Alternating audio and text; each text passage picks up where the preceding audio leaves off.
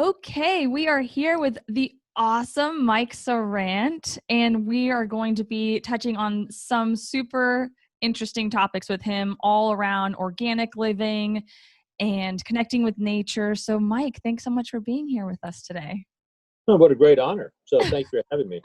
Thank you. Well, Mike, you're the owner of MicroLife and Fertilizers. In fact, I have your catalog. Thank you very much. She has it on her desk at all times, Mike. We're fans. Yeah, huge fans of MicroLife Fertilizers. They make a big difference in our landscaping. And you're also one of the founding members of OBA, which stands for Organic Horticulture Benefits Alliance. Correct? Exactly. Yeah. So tell us about how you got into this field. I know that you started out selling fertilizers with your mother. Right. And Mariana can relate to that. I can relate, Mike. So tell us about how you got started and working with your mother, and how that transitioned into organics, because you started out selling synthetic fertilizers. Well, certainly. I like the story. If I ramble too much, give me a little cue, okay? But it took me 10 years to get out of college. And so I was on the long-range plan. And when I got out, I got a degree in marketing and did not want to go to work for Scott's Paper Towel or Coca-Cola. I wasn't quite sure what I wanted to do. And my mom was in a dead-end job, and she needed to do something. So we went to the worst thing you could possibly do. We went to an Own Your Own Business show. And we found this one really great novelty product, and we were very, very successful. I put myself through school by bartending. So we were opening after I graduated. I was bartending at night and working this new business my mom and I were developing during the day. My mom was managing 2 books of the business she was in and this new business we were creating. But we did such a good job selling this product, and it was a vertical growing system, that a new fertilizer pesticide company wanted to break into the Houston market and heard that we had done a good job. And so they asked us if we would sell their lawn and garden fertilizers and pesticides. And this is 1984. Chemicals are absolutely reigning king. I mean, who wouldn't use chemicals in 1984? Yeah. So we got involved into the whole Monty of it. We sold all manners of fertilizers, and I developed my first formula, which was chemical. It was the Blueberry Special of 27,918. At one time, Texas was developing into a huge blueberry market, and we needed a specialty fertilizer. Okay. And so when you sell chemical fertilizers, you naturally sell chemical pesticides. I mean, you just can't think of plants not needing a pesticide, really. Mm-hmm. Anyway, that's the way we thought back then. So remember, I got a degree from in marketing, and so I'm glad I did not get a degree in agronomy, because if I had gotten a degree in agronomy at that time, I probably would have been so brainwashed I couldn't see things. Mm-hmm. But what we quickly saw was the more chemical fertilizers that we sold, the more pesticides that we sold. And in my convoluted way of thinking of things back then, I thought, plant food, right, should make them healthier. I couldn't quite make the distinction. I was actually making them sick. So I would go to my mentors and went to all the distributors and dealer meetings, and I would ask people about this question, and they basically said, shh, be quiet, don't kill the golden goose. So back then, the big boys, as they do today, know that if you feed plants bad food, they're going to get sick, and there's a massive amount of money in pesticides. Gee, does that remind you of the current fast food industry and the pharmaceutical industry today? Yeah. Well, yes, absolutely. So America right now, the strongest, richest nation in the world, per capita, we are the weakest spiritually, mentally, and physically nation per capita. Documented facts. You can get all the data if you want to. And why is that? Well, the bottom line is that most of us eat really, really bad foods, and the bad foods that we eat cause us to have mental and physical problems, unlike any other nation in the world. But going back to organics and chemical fertilizers, so once we figured out that the chemical fertilizers that was putting food on our table was actually causing people to have problems with their plants, and the way that you solve those problems was to put out a poison, it just did not make sense. So in 1986, we started trying to figure out what is true plant health. And I remember reading an article in the Wall Street Journal about biodynamicism. You know what that is? Mm-hmm. I don't. Yes. Right. Yeah. Oh, it is really different. It can get really crazy. Right. You work with the moon cycles and like Don't bull forget the horns. oh yes, right. Glad you mentioned the horn. Okay. And then you make this elixir and you put in this cow horn. You bury it in the stump 30 days, and then you run through the field, a little wine, throwing out a few droplets. Okay. So I'm thinking, wow, if this is what organic's about, this is really going to be difficult for me to get a hold of. But the nice thing about it is we didn't have a lot of sources of information. We did have some national experts, women and men across the country, that had developed this organic concept well. Very few. But that very few made it very easy to contact them because they were wanting to share this information. So starting in 86, we started making some lifetime contact with really brilliant women and men who saw this before a lot of us did. And this is before the electronic microscopes, with the 400 power imaging that we can do today.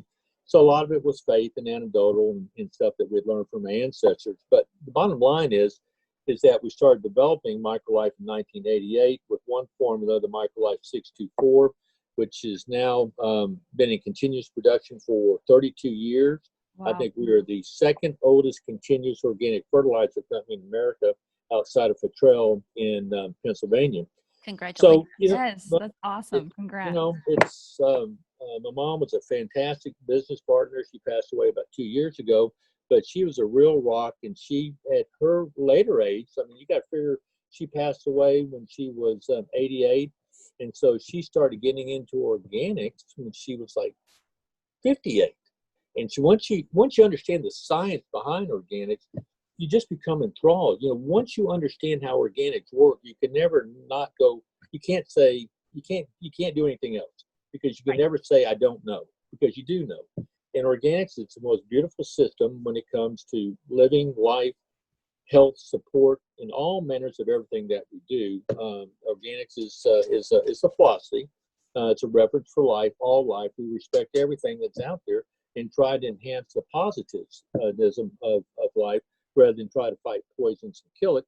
Just like if you were going to go to a doctor, you probably want somebody that's homeopathic in nature, not allopathic, right? And good luck trying to find one of those. Because a homeopath, oh, good. I might need to get that later. Why don't you email me that? Okay? So anyway, where were we? So anyway, selling organics was very difficult back in 1988. MicroLife is actually owned by a company called San Jacinto Environmental Supplies. That's the company that my mom and I started. MicroLife is part of San Jacinto.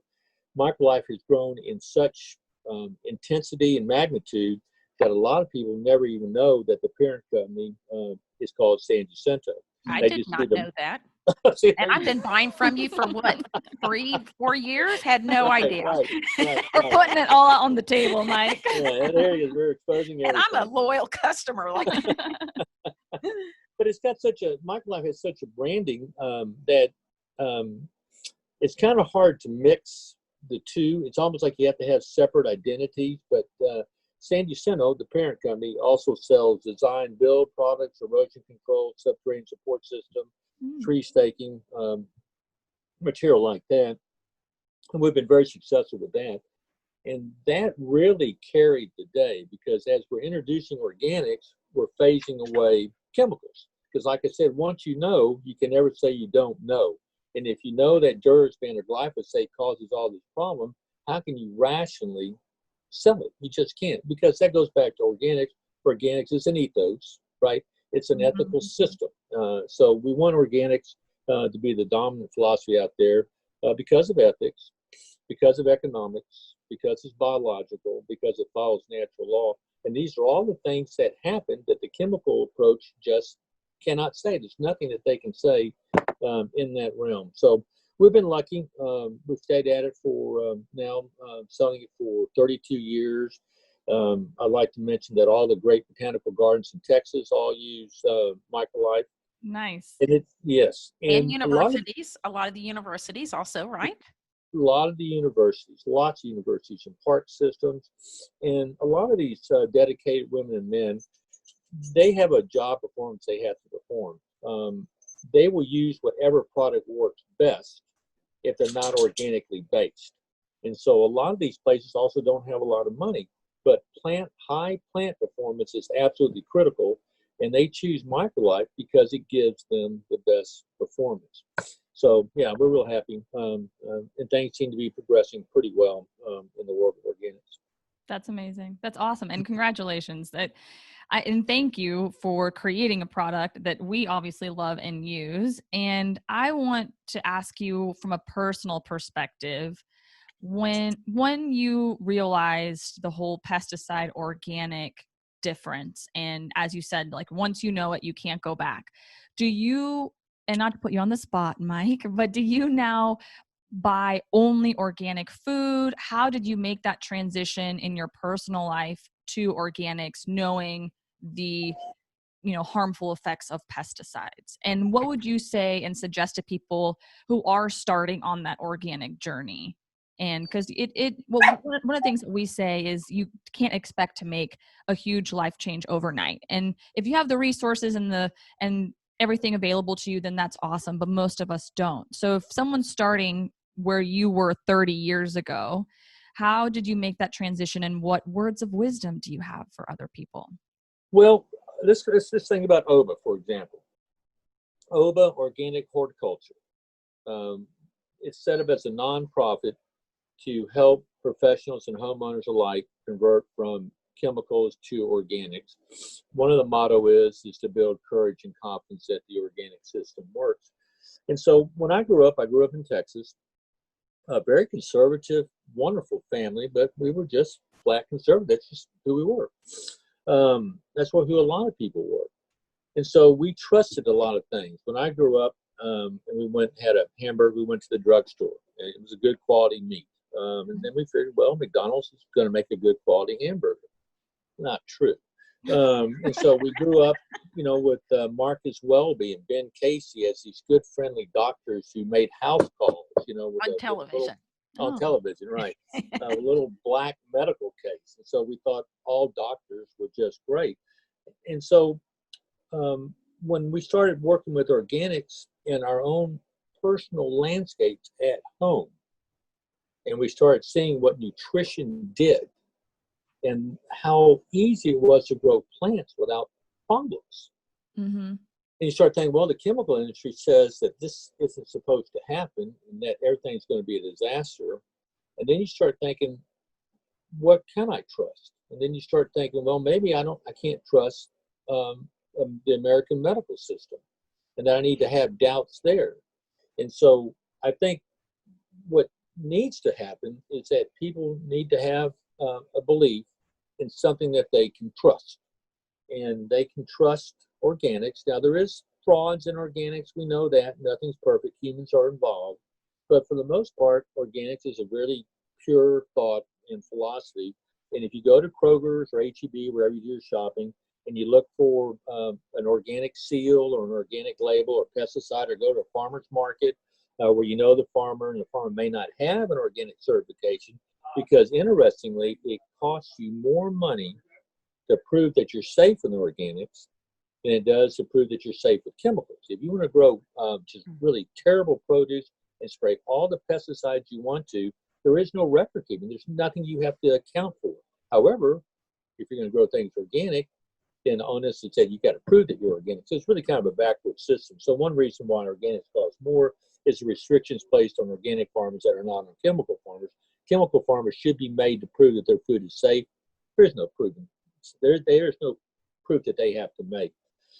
So you can come to organics from a couple of different ways. You can come to it because you're tired, or you can come to it because you have ailments. Maybe you've come to some type of awareness, or you can come to it through your landscape in your garden and see how well things work. What I'm trying to say is that once you make a transition in one area, it's easy to transition into another area. And then pretty soon you start seeing as many transitions as you can, and proof is right there. And so you can see things right away. You can get really great results. Look at what's happening with Mother Nature right now during COVID. Okay, carbon emissions are flat down. The air is cleaning itself up like nobody's business. Animals are coming back into areas that they were afraid to be in because there's less human activity. And the same thing with your soils and your gardens, the same thing with the human body. If you have smoked all your life and all of a sudden you say to yourself, one day I am going to stop smoking, the very day you stop smoking, you're not in perfect health, but the very day you stop, your body is trying to repair itself. So you can see things happen. Now, if I want to go to Hawaii with my wife and I want to lose 20 pounds, I'm not going to do it in a week. But the first step I take, let's say tonight I go to the gym, that's a step. So I think it's easy to go organic if the person is questioning. And I think right now, which we talked about earlier before the air, human health is paramount because of COVID. We need to take care of ourselves as much as we possibly can. All chemical pesticides weaken the human immune system. So why, for God's sake, would you want to put anything in your home or on your home, your ecosystem? Why would you want to put anything in there that poisons your own personal place, whether it be a commercial park or a residential home? And then why would you want to have your kids or your pets or yourselves or your loved ones walk through that area of toxicity? You don't have to have it. You can have just the most beautiful gardens possible only with organics. I agree. Mom proves it. Her yard's right, amazing. In my customers' yards, we only use organics, and so many times there'll be a little bug or something on my customers' plants, and they'll say, well, what pesticide do you use? And I always tell them, I don't know anything about pesticides, and I don't want to know anything about pesticides. We'll figure it out naturally, and Mother Nature will figure it out. But I started out in this industry down in Mexico in 1991. I built my first commercial orchid shade houses. I raised orchids commercially. And I remember one time we had some kind of infestation and we sprayed I'm sure it was some horrible pesticide, and it threw off the whole ecosystem of my shade houses for months. And then I had to spray another pesticide and then another one. And then after that, I decided I am never going to use pesticides again because it just messes up your ecosystem, whether it's a small ecosystem like my shade houses or our environment. It throws everything out of balance. Yeah. And I grow a few veggies in our front yard, and I tell people, as long as the bugs aren't getting super greedy, I don't mind sharing. That's part of it. Yeah. Now, there was something that was chewing at my basil and getting real greedy, and then we just used a Castile soap, water, and cinnamon mixture, and it was fine. But even when you need to get rid of something that may be really tearing through things, I feel like there's always a natural, organic way to do it. And again, we love seeing bugs. That's another perspective I think that should change. Of course, for farmers, it's different. They have a product that they need to sell and they need to produce a certain amount. But in your yard, I love seeing the bugs there. And unless they're eating my entire crop of tomatoes, they can just do whatever they want because that's part of it. It's part of what Mom was saying, the ecosystem. I want to shift a little bit because one of the things that you said made me think of the webinar that I saw just the other day. The Love Mother Nature webinar. Yes. Campaign webinar. And you focused just a few minutes ago on health, and I think that's so important. And to me, especially recently, health also means connecting with nature. And I don't think people realize how important that is. And I'd love for you to share your perspective on why is it important to have a connection with nature? Why is it important to interact with it?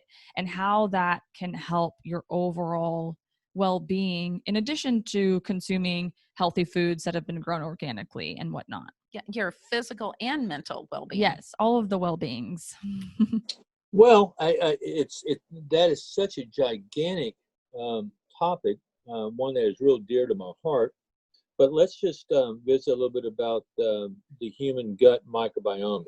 Okay, for your listeners, they probably mainly know about the gut microbiome, but for those that don't, think about your stomach, and within your stomach there should be 10 trillion bacteria.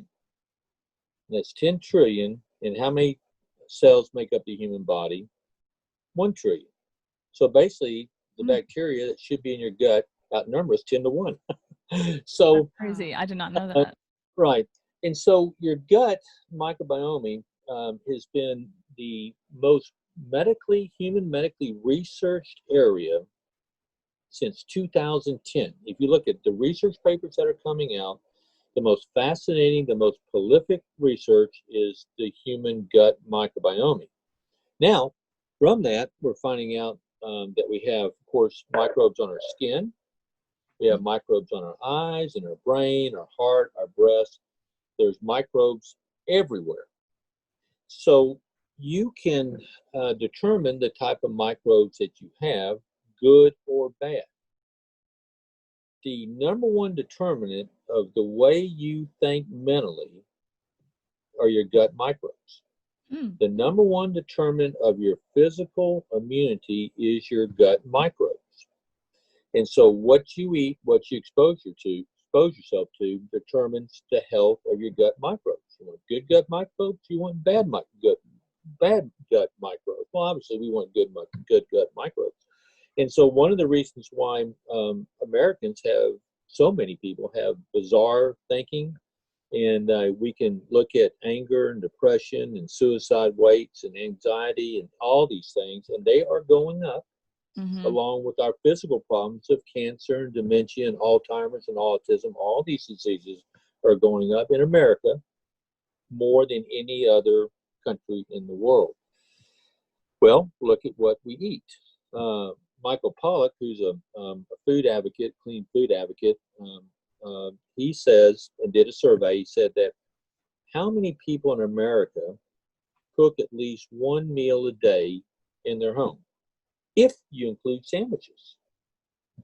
Oh, Cooking wow. a meal, sandwiches is a meal. He's giving us the benefit of the doubt, 47%. And so most people are eating out, okay, or buying the microwave mac and cheeses or whatever it is. And so that's all really bad food, and it has an effect on your gut microbiome. So why am I talking about food and gut microbiome? Because it can influence the way you think and the way you feel and the way you resist diseases, be it COVID or cancer or heart or whatever else that's out there. So we need to protect our gut microbiome. It just so happens that 30% of our good gut microbes come from the soil. 30%. Wow. So why would we ever want to poison the very thing that's trying to heal us mentally and physically? Okay, so that's just one aspect. The other aspect is that Mother Nature loves us all. And we have to call her Mother Nature because of all the abuse that we give her, only a mother could still love us. And yeah, right, yeah. My mom would say the same thing. And nature is talking to us on a constant basis. She's constantly communicating with us.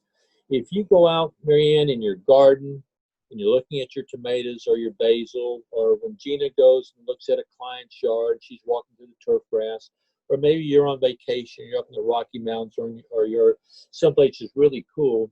Anytime that there's a plant, that plant is off-gassing all manners of phytocydes. And we're able to measure that plants are communicating us through the phytocydes. Up to 259 different aromatic compounds are being released by the plants. Now, I say aromatic, most of the time we can't detect that they're there. Maybe we smell a gardenia, maybe we smell a rose. Do we actually smell grass blade when it's off-gassing?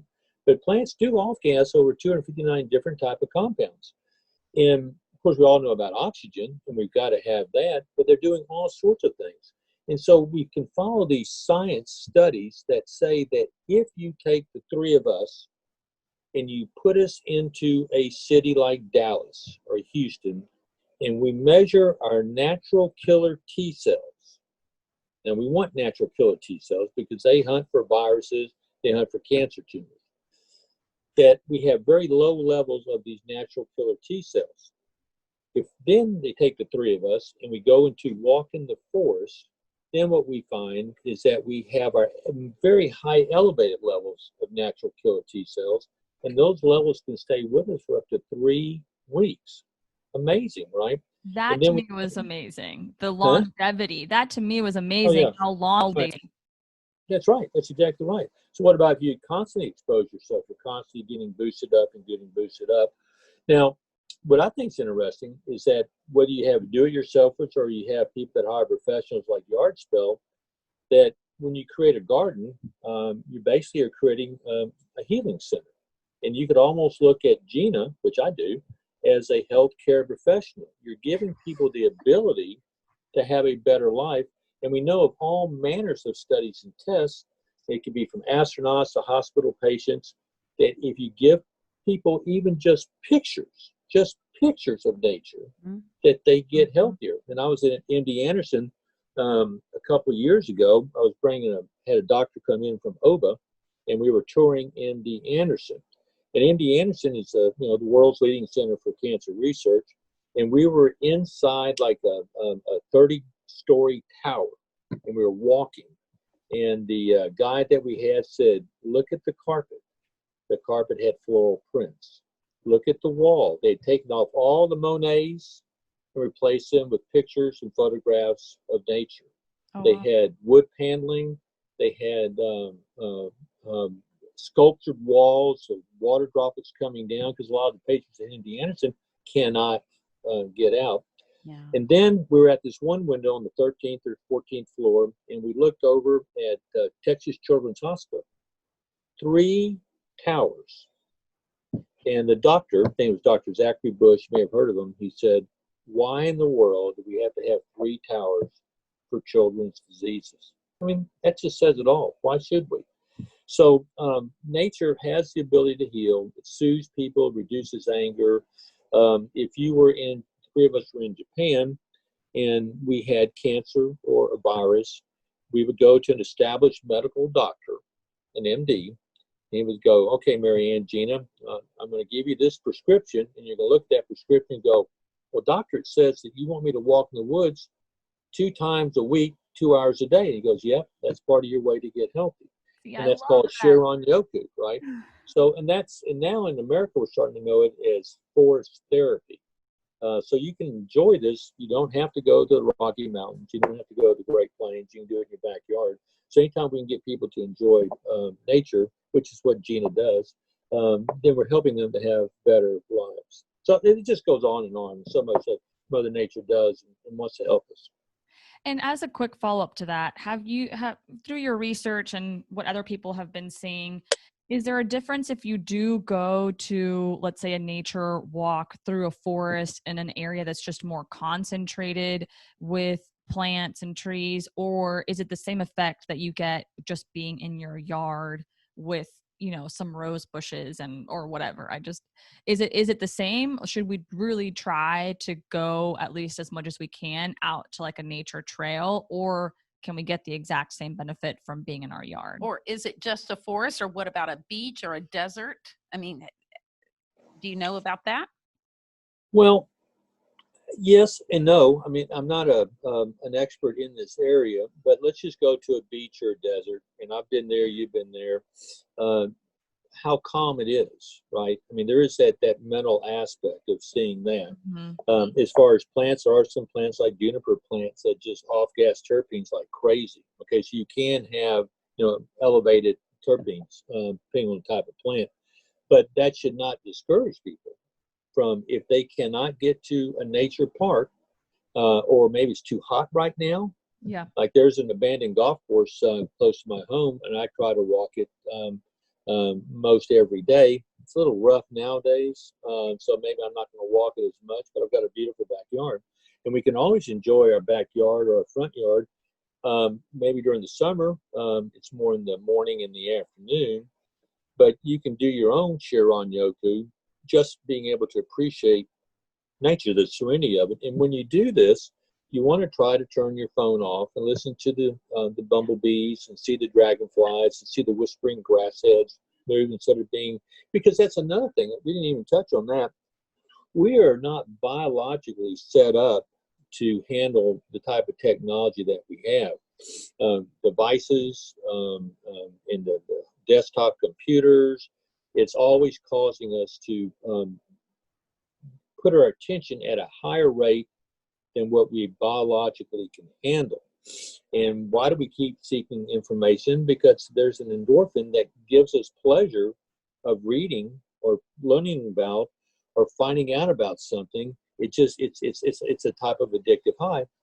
Nobody here is saying not learn. We want to learn as much as possible, but it also is causing our brains to fry and making it harder for us to have clarity and to stay peaceful and calm and be able to make rational decisions. So nature, we know that nature can completely heal us from a busy day's activity. You're not going to give up your phone. I'm not going to give up my phone. We're just going to go after. We're going to charge for it. We're going to make things happen. But you also have to have give the mind the ability to wind down. Yeah. And I think one reason why so many Americans, up to 25% of Americans, are having sleeping problems, the adults, is because we're just so wired. Anyway. So there's a lot of things that can happen if we just let Mother Nature heal us. I love it. I love it. And I have more questions that I'm going to reserve for the bonus material because we're kind of getting to the end of our podcast time. But one thing that we love to do, and it's actually Mom's question. She likes asking everyone the same question at the end. So Mom, take it away. And then we'd love to hear from you, Mike, of where people can go to learn more about MicroLife and everything that you're doing with OBA and put in really sending the message out of the positive transition towards organic. So Mom, your question for Mike before Mike, we wrap it up. What do you think is the most important thing people can do to help reverse global warming and help change, help heal the earth? Well, I think you vote with your dollars. You probably heard that quite a bit. I think that what you do is you support businesses that are offering organic products. I think you eat organic as much as you possibly can. It's impossible to eat 100% organic, especially if you like going out for restaurants. But then you can look for restaurants that are at least trying to do farm to table. So I think the number one thing that I would do in organic farming is about carbon sequestration, right? Yeah. And so we can trap carbon in the soil. Chemical farming burns up all the carbon. So in the end, I think it's a great question, Gina. Is that I would say the number one thing is you just hopefully get more and more people to eat healthy, which obviously means eating organic. And once they do that, they start having more energy and greater clarity. I think the veils that we're shrouded with right now that keeps us from making good decisions, they start going away. So eat healthy. I love that. I love that. I think that's a great suggestion. So tell everyone how they can reach out to you. Well, I've got a nice website, and people can sign up for the MicroLife Organic newsletter. That comes out 4 times a year. We have one coming out September 1st. Now, MicroLife is a regional fertilizer provider.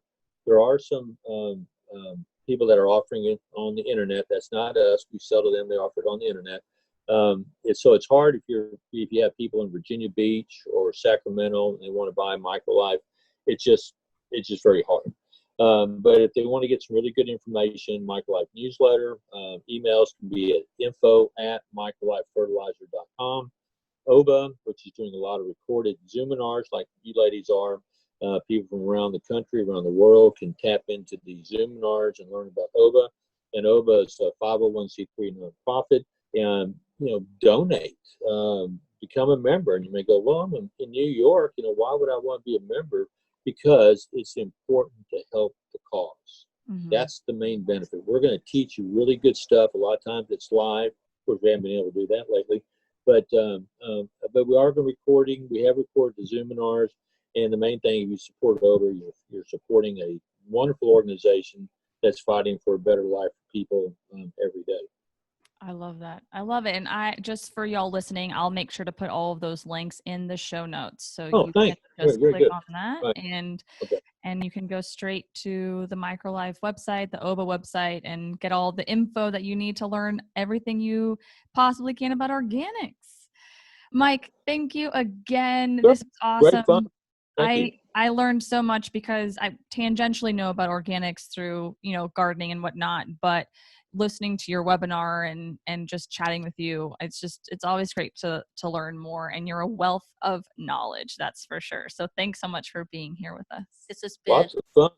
Yeah, this has been wonderful talking with you, Mike. We really My appreciate pleasure. your time and your expertise. Yeah, and join I look us. forward to having lunch. I'm next up in Dallas. Remember, Yes. you got to tell me about your past life.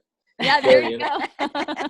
There you go. And everyone, join us for the bonus material if you want to dive deeper with Mike. We're going to talk and get real off air. So thank you, Mike. And we're looking forward to seeing you again. Great. My pleasure. Thank you, ladies. Thank you.